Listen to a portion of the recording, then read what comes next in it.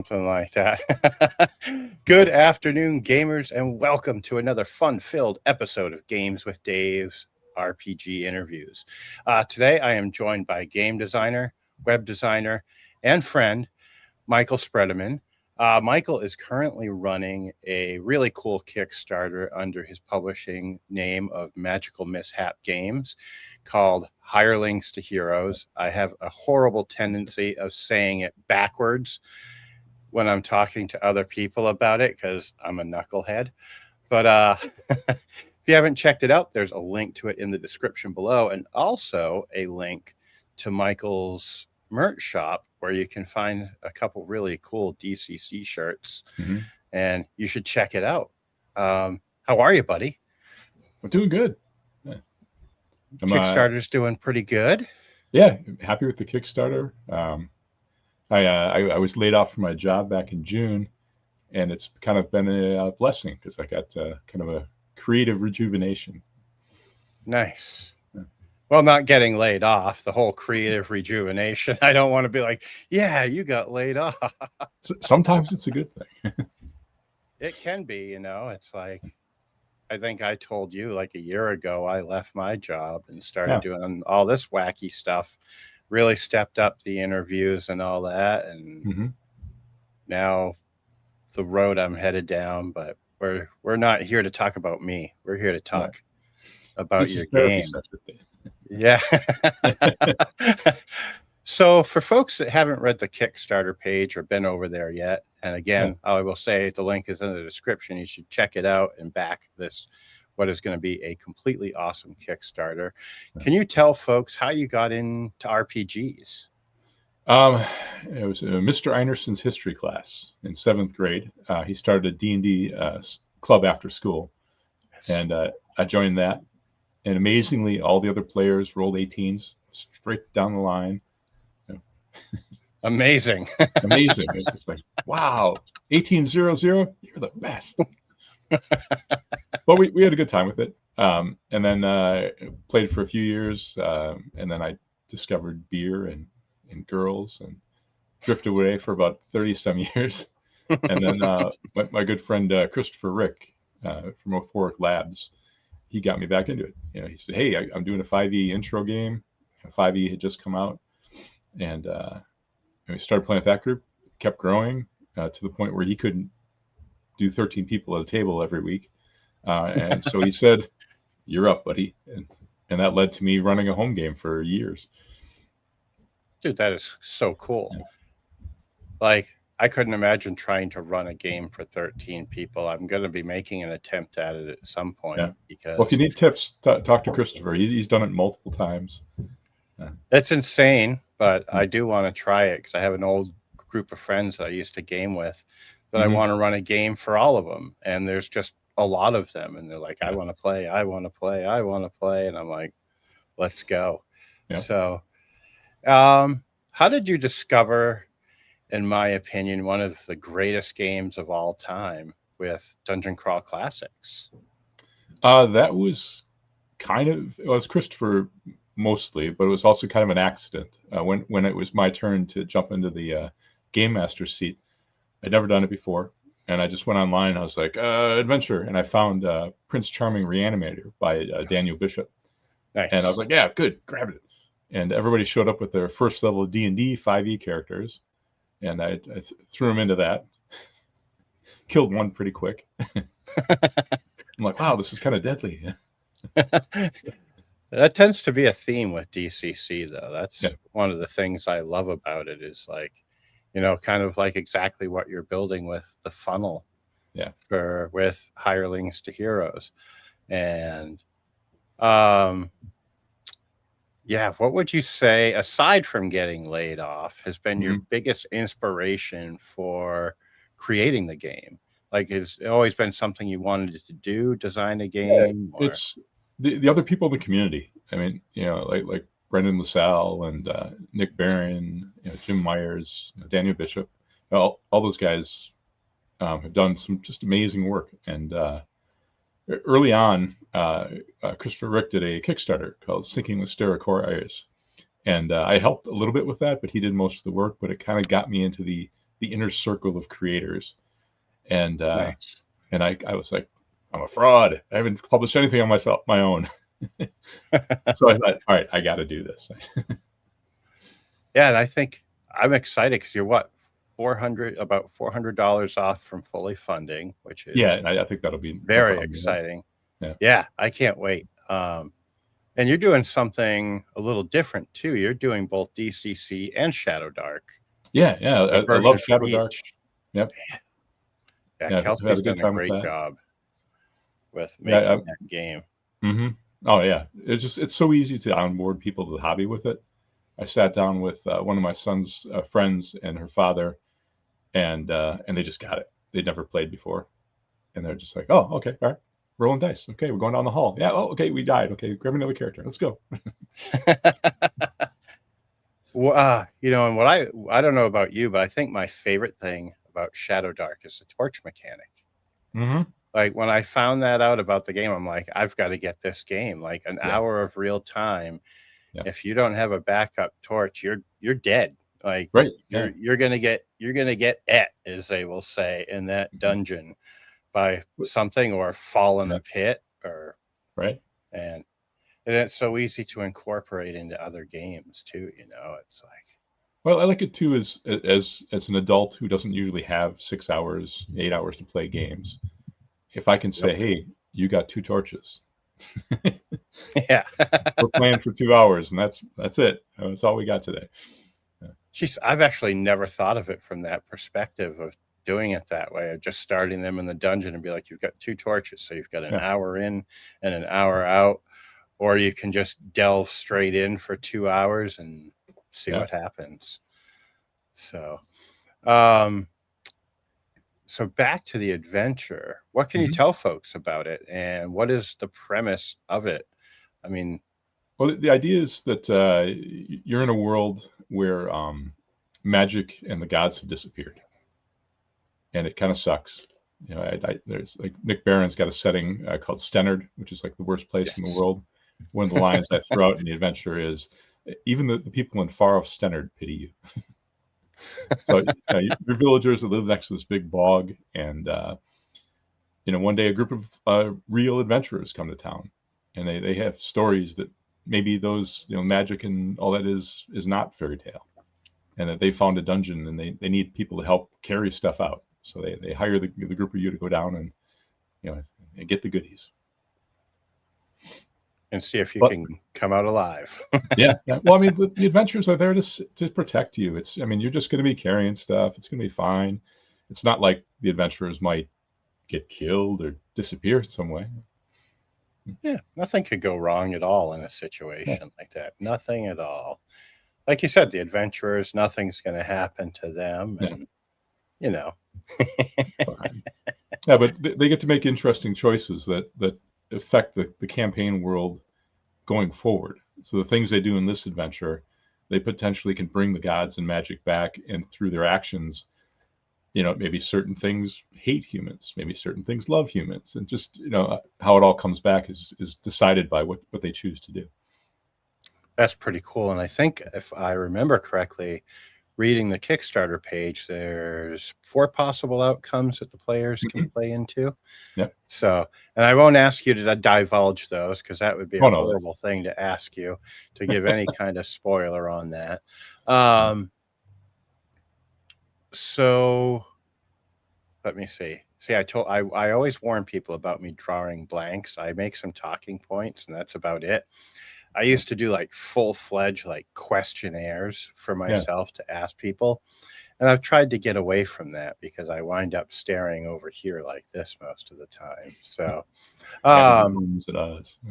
yeah. Are you introducing any new creatures or anything in this, or are you just going? Yeah. There's several new creatures that I made up. There's is it 3, 2 or 3? I'm blanking too. At least 2 new spells, new wizard spells. Nice. Yeah. Very cool. And I really got to cut the ums out. We were talking about this before we went live, and I am doing horrible with not umming and ahhing today. You've got a really talented artist working on this. Oh yeah. What can you tell folks? Yeah.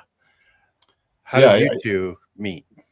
I met them through Viva La Dungeon, which is a online board game on Twitch at the Liching Hour.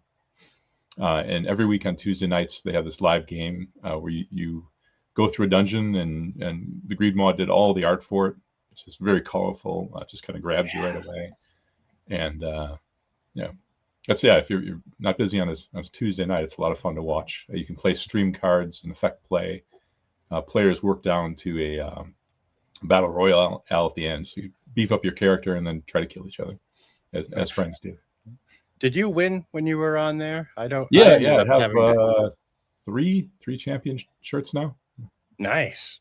Yeah. I'm going for my first Tuesday. I can't wait. Yeah. That's going to be fun. And I'll be in chat there throwing down some stream cards, trying to get you the win. Nice.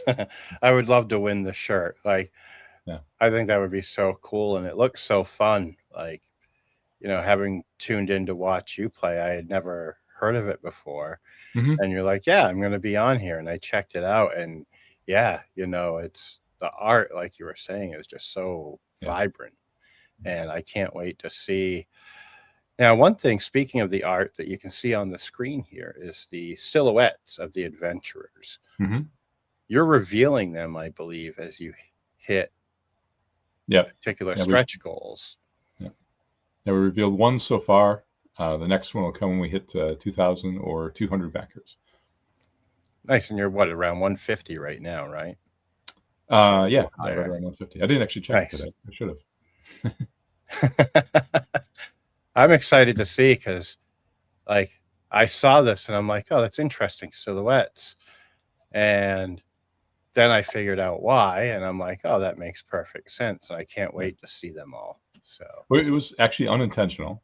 I had a different artist that didn't quite work out, and so the Greedmaw bailed me out and did the background.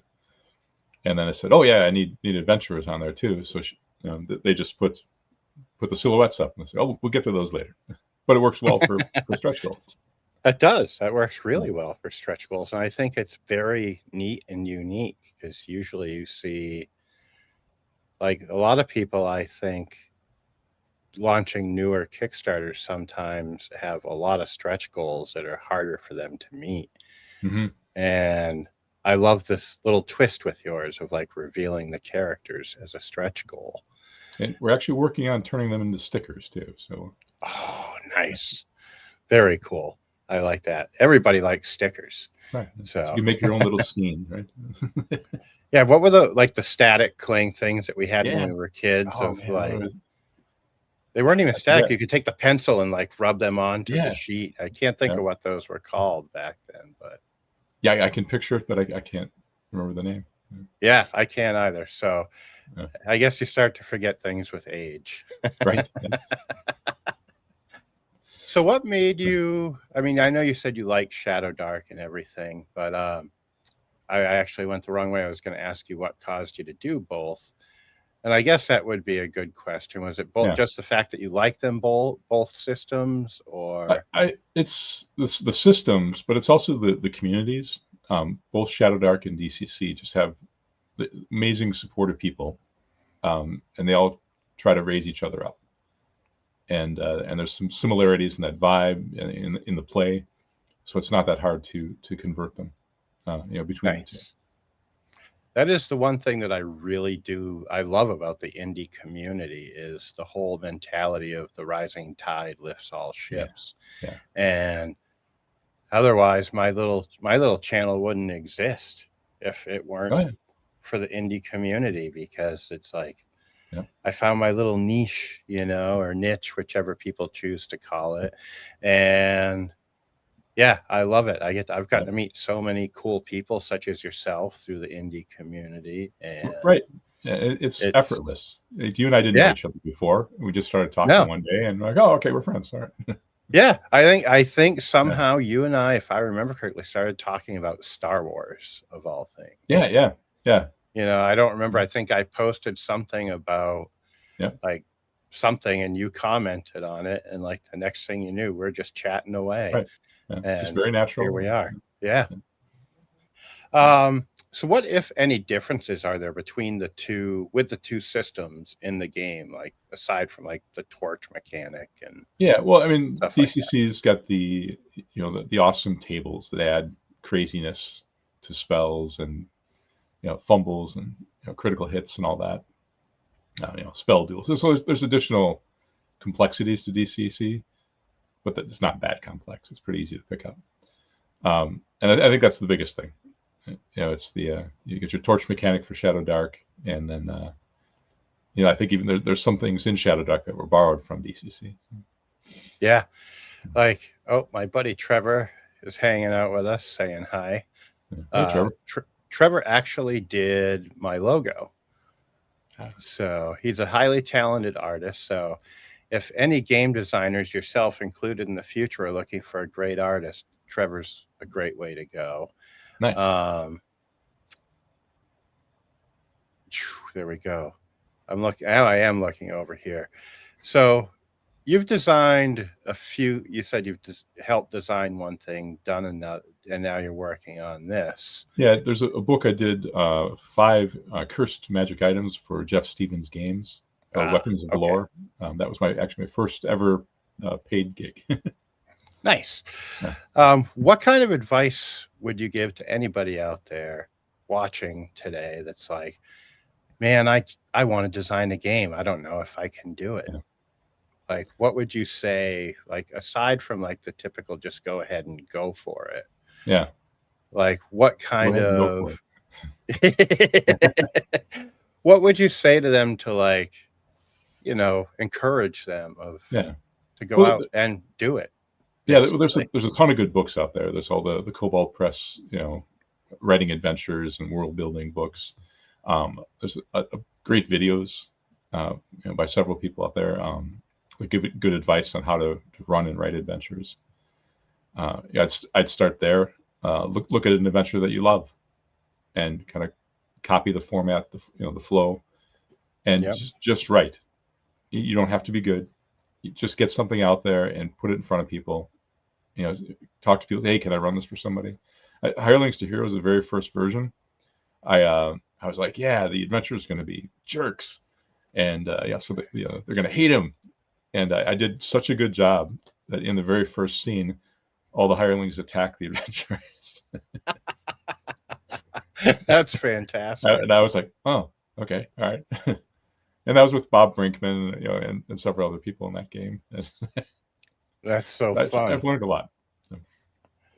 Is there anything that you would say anyone should keep in mind when designing a game, whether they're a veteran or a novice designer? Yeah. Make it easy to run. Don't do big lore dumps. Most people don't have the time to read all that, and especially if you're running it like a con or something, you're like, you're doing, just keep it pretty simple, clear, so that it's they don't do a lot of looking up, a lot of page turning. So, and yeah, I'm so excited for this and to see this come to fruition for you. It's going to be so cool. I can't wait to get it. Do you have I didn't notice, I kind of buzzed through it really quick today. Again, do you have a combined tier where you can get both the DCC and Shadowdark for completionists such as myself? I don't, but I should do that. I will definitely hop on it if you make that tier. Without even thinking twice. So yeah, I will add that. Yeah, actually, it's cool. When I first started it, all I had was a PDF and a print on demand, and Nick Barron and Trevor Stamper talked me into like, no, dude, you need to do a print run. Oh, all right. So I'm learning as I go. I'm stumbling and making mistakes, and that's the best way to learn, really. I think is like I know I did say, what advice do you have other than go for it? But really, that is the way to do it. Is just go for it and learn as you go. And don't be afraid to correct. And I made many mistakes that in play testing. At Gamehole Con was the first time anybody ever ran it except for me, and I got some amazing feedback from Andy Patch from Wayward Studios when he ran it, going, hey, some of this stuff's a little confusing, and I'm like, oh, okay. Yeah.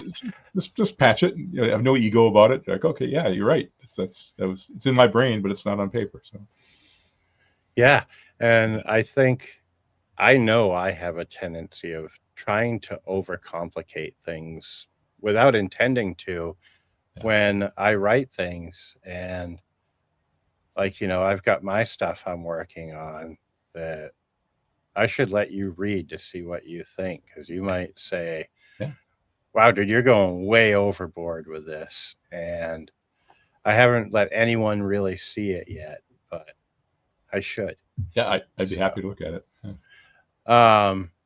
There's another man. You can tell I'm rusty from like not having done interviews for most of this year. Yeah, because my count has gone up. I should put a little meter down in the corner that ticks up every time that I would be say hilarious. it. The meter. What do you have planned? I imagine you're a lot like me, that you're always thinking ahead. Do you have a follow-up for Hirelings to Heroes planned? Do you have... I have ideas, but I don't have anything ready to go.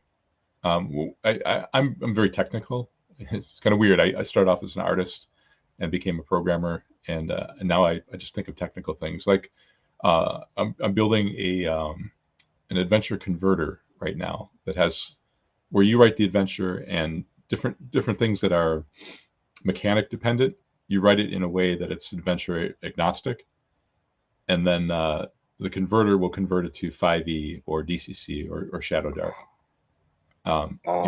You just like give me this version, and then I'm plugging all those mechanics in there, and it's off to a good start. It converts monsters and ability checks right now. That sounds so cool. Like, I want to play with it. Yeah, well, I'll definitely gonna need some play testers on it. So my idea is to put it out there so that your casual hobby writer can just do it, sit down and do it. It's going to have an image search for public domain images to pop those in there. Like give me a format for a monster, and then it'll spit out that markdown code, and you can just keep writing, and hopefully, give you something that you can run easily at the table and maybe publish.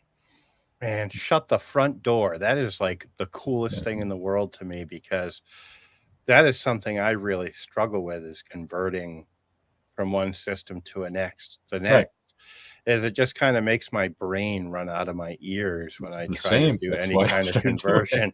it. Yeah, but you're able, you say that, and you're able to code it and quantify it. And it's like, yeah, that just boggles my mind that you're making something like that. I don't think you told me about that yet. It just happened in the last 2 days. Nice. So you're a lot like me. You get an idea and just run with it and see where this goes. Yeah. Like my kids' karate school, their website, isn't the greatest. And so I just started chatting with the owner, and that turned into, hey, you should rebuild my website. And then he casually said, I would like a way to have the kids upload videos and then annotate them, like put an angle. Your kick should be here or at this height, and audio annotation. And I was like, never done that before. And I did some research, and I'm like, oh yeah, I can build that. That's so neat. I'm doing that now too. Nice. And Trevor actually said that sick, talking about the converter. Cool. Yeah. And then we've got Joa hanging out with us as well. Mr. Bacon Squatch saying hi. Oh, I gotta stop. It's gonna drive me nuts, and I can't help but call myself out every time I say So the converters really got my head. Yeah, it derailed. Sorry. Like it completely derailed me, because I'm like, oh my God, that is so cool. Your web design, you're actually working on something else for someone that we might know, that I'm very excited about. I don't know. I don't know. But I can't wait. I'm so excited to be working with you on this, and I can't wait to finally come up with something for you to do, because I've been kind of a kind of a putz and been like, oh, I need you. What do you think of doing this? And then I go in and I'm able to do it. Which is fine. Yeah. Yeah. It's just funny because, No. yeah. But I want to go back to actually something else. Mhm. You brought up Gamehole Con, which for me Yeah. is a complete must-attend Yes. convention that I'm hoping I can make it to next year, because I think it actually will end up coming after when I run mine. Mhm. Wait, well, not next year, in 2027. Yeah. Because 2026, I come the week after, so there's no way. Yeah. I'm gonna try to make that. I would be so stressed out the whole time I was there. Like, I've got stuff for my con that I've got to do, Yeah. and I'm watching all this, and it would give me 100 more ideas that I'd try to implement in like a week. So, Yeah. Gamehole's amazing. Yeah. like, what is it like just being around? I've been to like 2 conventions, 3 conventions at Mhm. most. Got the harebrained idea to run one. Yeah. But what is it like being at something that big? Like the energy and the vibe with Well, so many gamers. yeah. The cool thing about Gamehole is it doesn't feel big. There was something like 6,300 people there, and I would never have guessed that. It just and all the people who are have made a little name for themselves. They're just mixing around with everybody else. I was it not this year, but the year before. My first game was with Mike Shea, Sly Flourish. Nice. Dropped down on the table. I'm like, oh hey, I know you.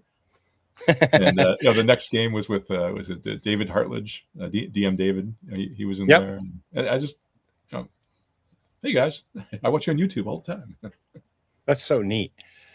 Like, and I am like, I don't get starstruck often, but I think I would at something like that. Yeah.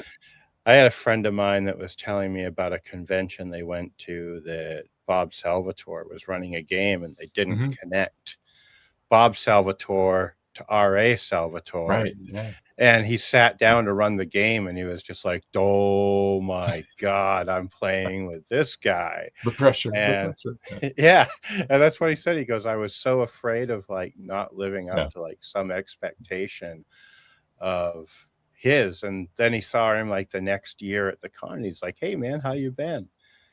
And he's like, these guys are just regular dudes. Exactly. That's the thing. And it's so Yeah. cool because I think, you look at other industries where the celebrities are treated and act tremendously different. Yeah. Where in the gaming world, it's just like, what's up, buddy? Let's roll some dice together. Right. All And friends it's so here. neat. Yeah. Yeah. During Christopher Rick's Sinking the Stercorarius Kickstarter, we wanted to do a demo game. And we thought, well, who can we invite to this game? And I went nuts. I invited like everybody. And it happened to be that the Jim Zub, who writes Conan the Barbarian, I hit him on the right day. I'd been kind of a supporter of his online and sharing his stuff. And he's like, what the hell? Why not? And so we got Jim in our game, which was awesome. So cool. Yeah. So cool. Yeah. I am starting to draw blanks, man. My brain keeps going back to your converter because I have this just weirdly wired brain. Yeah. And yeah, that was all I really had, but I could end up talking for hours, and I'll probably come up with 100 more questions once we go off the air because that's what I always do. More And advice. is there anything that is there anything that we haven't talked about with Hirelings to Heroes that you would like to cover? No, I've had a few more people play it recently. On Friday night? Paul Smith ran it for some people online for the Cyclops Con, and they had a great time. He also had some feedback from me about little tweaks here. But yeah, I'm looking forward to just hearing more people, stories of them playing it. What kind of things they came up with in the adventure. Every time I've run it, somebody's done something different where I'm like, whoa, I didn't even think about that. That's the fun is like, I love it when players will basically derail my plans. Oh yeah, yeah. And both Trevor and Bacon Squatch in here Yeah. are two of the players that I want to run my big game for. Mhm. And they are all masters of derailing games on you because they're all so creative that they'll be like, oh, I'm going to do this. And I'm like, crap, I didn't think of the Yeah. possibility of them doing this. And then it becomes improv central going forward, and they keep you on your toes. Yeah, That we is for take your sure. adventure and just throw it away. Like, all right, we're off the tracks. There we go. Yep. They're awesome about it. And like, you know, this was the response to it. Nice. Yeah, And there's a thing in Hirelings to Heroes where it's kind of instructions on how to win or not win. And then only in one game, I had the player who found it didn't share it with anyone else, which made things really interesting. so they kind of had their own little agenda throughout the game. Yeah, And yeah. all the rest of the hirelings are just like, what's this dude doing? Yeah. And excuse me. Well, my friend, I will let you get back to your day. I know you've got a Yeah. house full of kids probably ready to terrorize you. Oh yeah, I can hear him in the background. And thank you so much for coming on. I wish you the best of luck with the rest of the Kickstarter. Yep. And as soon as you get the new pledge level up, let me know, because I'm hopping on that as quick as I can. And yeah, folks, if you haven't checked this out, again, click the link in the description, check it out, back it, play some DCC, play some Shadowdark, and you're going to enjoy Hirelings to Heroes. Other than that, folks, have a great day, and we will catch you the next time. And Bye, thanks everybody. for joining Thanks us, for dropping in. guys. Thanks, Dave. Thank you.